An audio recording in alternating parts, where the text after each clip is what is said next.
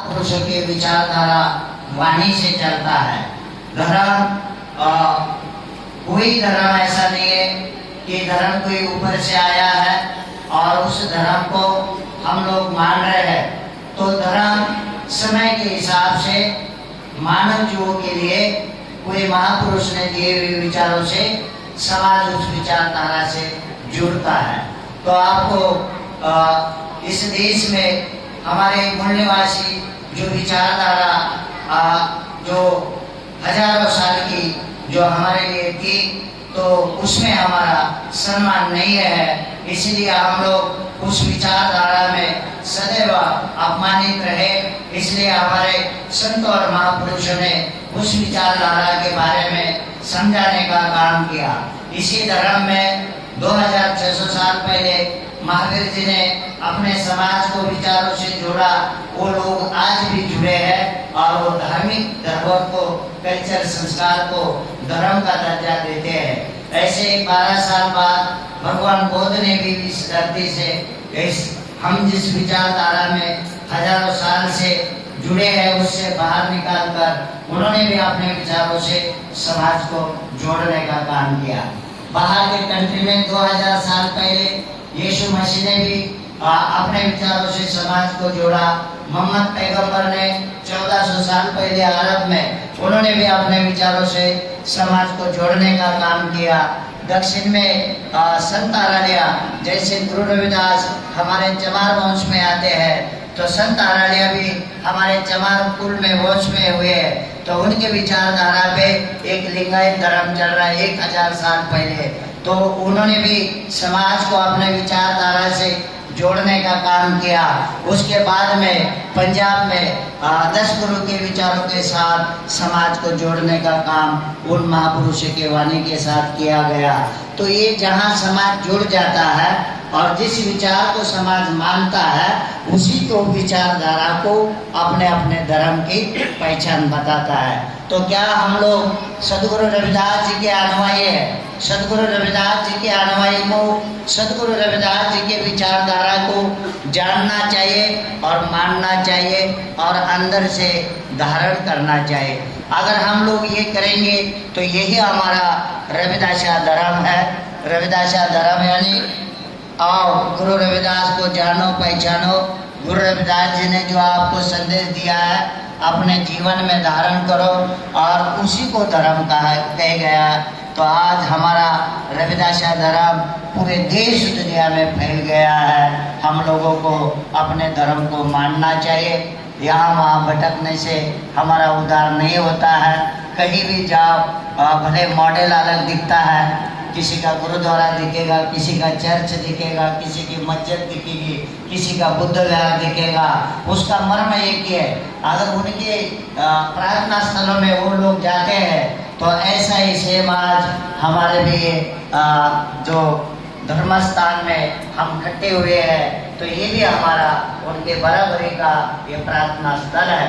तो हमें समय से रोज जुड़ना चाहिए।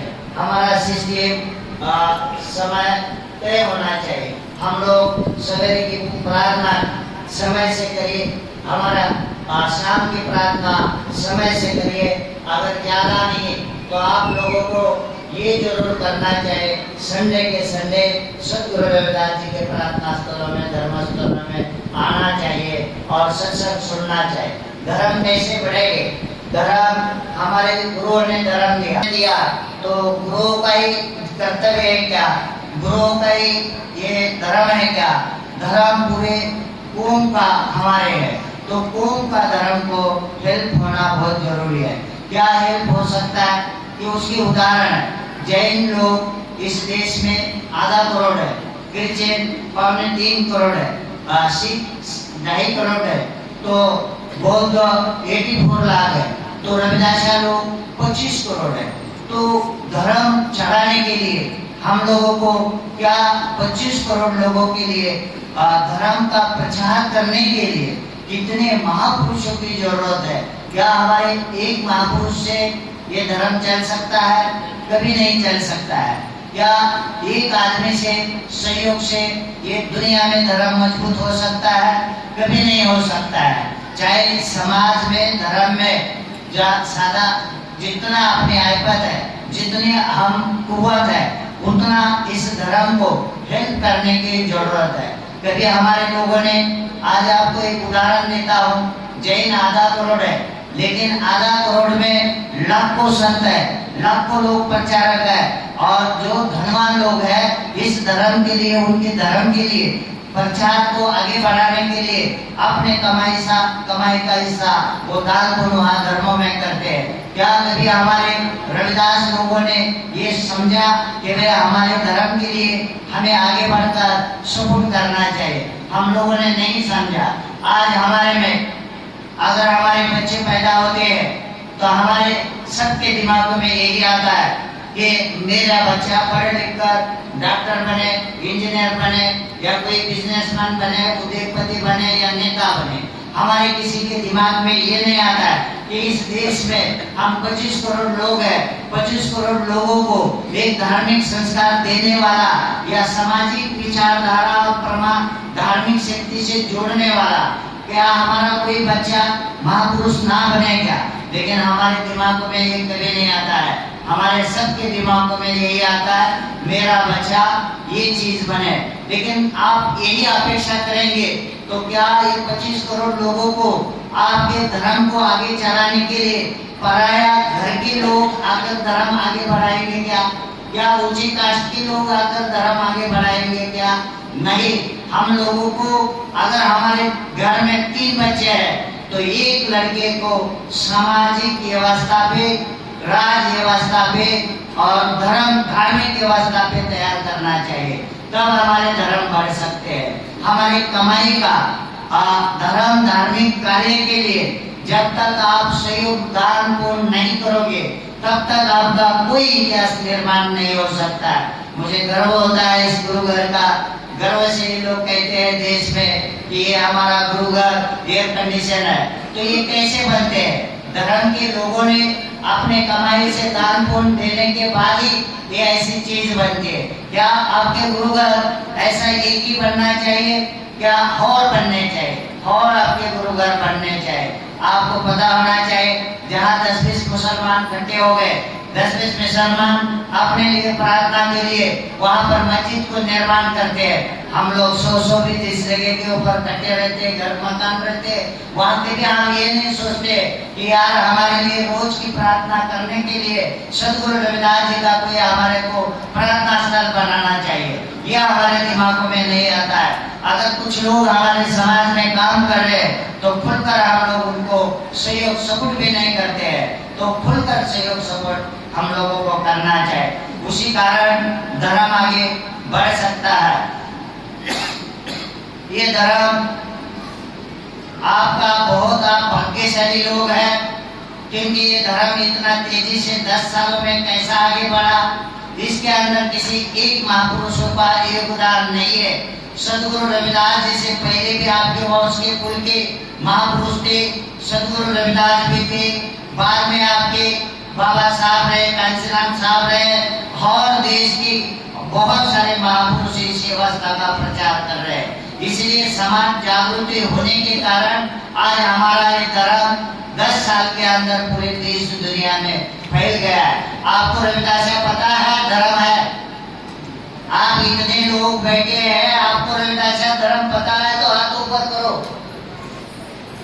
आपको पता है, आप सब लोगों ने हाथ ऊपर किया है। इसका अर्थ यह है कि आपके पास रविदास धर्म का संदेश आ चुका, आया है। धर्म है, पता है। वो धर्म को मानना, जानना, प्रचार करना किसका काम है? हमारा काम है। सबसे ज्यादा अगर धर्म का प्रचार कौन कर सकता है तो मेरी माताएं बहना बहुत कर सकती है। आपको गहराई से देखना है, जिस धर्म में हम हजारों साल से रहते हैं उस धर्म के अंदर उस आस्था का प्रचार करने वाले अगर कोई देश में लोग हैं तो हमारी माताएं बहना है। उनके कारण उनकी व्यवस्था और धर्म प्रचार हुआ है, और उसको ऊर्जा भी देने वाले हमें लोग हैं। तो क्या हम लोग अपने धर्म को बढ़ाना चाहिए, क्या पराये के धर्म को बढ़ाना चाहिए? जोर से बोलो, अपने धर्म को। कैसा? मैं एक उदाहरण देता हूँ कि क्या है कि 2 मकान है, एक लड़का बेटा पहलवान है, तो जो पहलवान बेटा है उसके घर में गाय नहीं है दूध देने वाली, तो जिसके घर में पहलवान नहीं है उसके घर में दूध देने वाली गाय है। तो वो इस खुशी से अपने गाय का दूध निकालकर कि पड़ोसन का बेटा पहलवान है बोल के रोज जाके उसको दूध पिला ले। लेकिन उस माता के दिमाग में ये नहीं आ रहा है कि मेरा बेटा उसके बराबरी का है, अगर मैं इसको दूध पिलाऊंगी तो मेरा भी बेटा पहलवान बन सकता है। तो आज ऐसे भूल भुलाया में हम लोग रह चुके हैं। तो आज आस्था और धर्म की जो बात है वो बाहर कहीं नहीं है। आपके सदगुरु रविदास जी के एक एक दुआ, एक एक अर्थ, एक एक शब्द आप जानने की कोशिश करो। सदगुरु रविदास जी ने कहा, रविदास ब्राह्मण मत पूजिए जो होवे गुणहीन, पूजिए चरण चंडाल के जो होवे गुण परवीन। ये दुआ का अर्थ खोज कर देखना, पूजा का अर्थ बता रहे, पूजा के ऊपर सदगुरु रविदास बता रहे।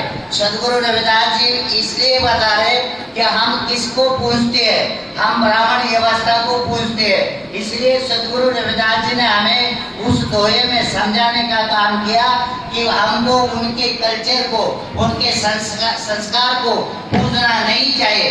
पूजने वाली व्यवस्था बड़े ब्राह्मण छोड़कर उन्होंने चंडाल का वर्णन किया कि भाई अगर वो गुणहीन है तो उसको पूजो, लेकिन ब्राह्मण व्यवस्था मत पूजो। तो क्या हम थोड़े विरोध कर रहे? गुरु रविदास जी ने कहा, का मथुरा का द्वारका का काशी हरिद्वार, रविदास खोद दिल अपना तो मिलिया दिलदार।